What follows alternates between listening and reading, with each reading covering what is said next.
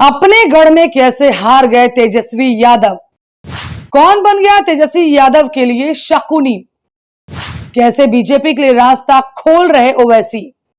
नमस्कार, द कंटाप, मेरा नाम है निशा सिंह। बिहार में बीजेपी फिलहाल विपक्ष में है। इस बरस की 10 अगस्त को नीतीश कुमार ने बीजेपी को रेड सिग्नल दिखा दिया था, जिसके बाद आरजेडी के साथ मिलकर नीतीश कुमार ने सरकार बनाई, जिसके बाद बिहार की जनता ने भी नीतीश कुमार और तेजस्वी यादव पर अपना प्यार लुटाया।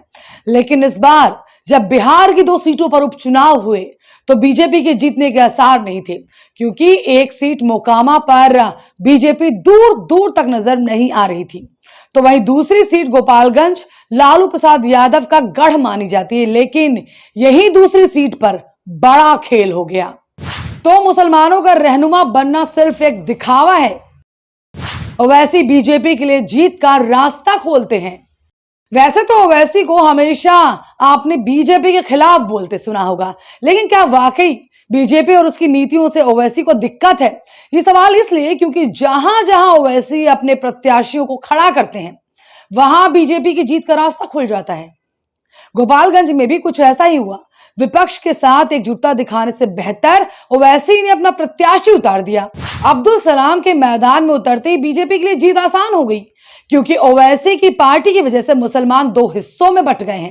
AIMIM के प्रत्याशी अब्दुल सलाम ने खेल तो नहीं जीता, लेकिन खेल बिगाड़ जरूर दिया। अब्दुल सलाम को करीब 12,000 वोट मिले, तो वहीं बीजेपी की प्रत्याशी कुसुम देवी और आरजेडी के प्रत्याशी मोहन प्रसाद गुप्ता के बीच सिर्फ जीत हार का जो खेल रहा वो 1700 वोटों के बीच रहा। यानी अगर ओवैसी मैदान में नहीं उतारते कैंडिडेट तो बीजेपी के लिए जीत दूर की कौड़ी थी। इसे समझने के लिए आपको गोपालगंज का आंकड़ा समझना भी बेहद जरूरी हो जाता है। गोपालगंज सीट पर 50,000 राजपूत वोटर्स हैं, ब्राह्मण वोटर्स करीब 35,000 और भूमिहार वोटर्स करीब 10,000। दरअसल ये वो वोटर्स हैं जो प्रत्याशी देखकर वोट करते हैं, और मुस्लिम प्रत्याशी मैदान में आते ही इन्होंने AIMIM को हराने के लिए बीजेपी को वोट दे दिया, जिससे आरजेडी के मोहन प्रसाद गुप्ता जीत की दहलीज को छूकर भी हार गए। कुल मिलाकर अगर ओवैसी अपने प्रत्याशी को मैदान में नहीं उतारते तो आरजेडी की जीत को कोई भी नहीं रोक सकता था। मामा साधु यादव ने भी कर दिया बड़ा खेल।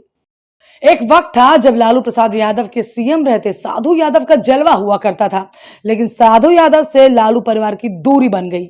गोपालगंज सीट पर साधु यादव ने अपनी पत्नी इंदिरा यादव को मैदान में उतार दिया और निशाना बीजेपी से ज्यादा भांजे तेजस्वी यादव रहे, जिसकी वजह से आरजेडी का वोट बैंक यानी कि यादव वोट बैंक भी 2 हिस्सों में बंट गया। ओवैसी का बीजेपी विरोध सिर्फ दिखावा है। कई बार सवाल उठता है कि अगर वाकई ओवैसी को लगता है कि बीजेपी देश के लिए ठीक नहीं है, तो वो विपक्ष को मजबूत क्यों नहीं करते, उसमें सेंध लगाने का क्यों काम करते हैं, और उन राज्यों में जाकर चुनाव क्यों लड़ने लग जाते हैं जहां पर उनका जनाधार ही नहीं है। मुस्लिम प्रत्याशी देखकर मुसलमान 2 हिस्सों में बंट जाता है और फायदा बीजेपी के प्रत्याशी को होता है।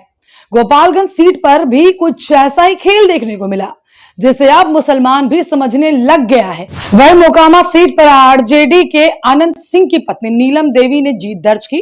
जीत तो गोपालगंज सीट पर भी आरजेडी की तय थी, लेकिन ओवैसी के खेल और अपनों की दगाबाजी ने बीजेपी को जीत दिला दी।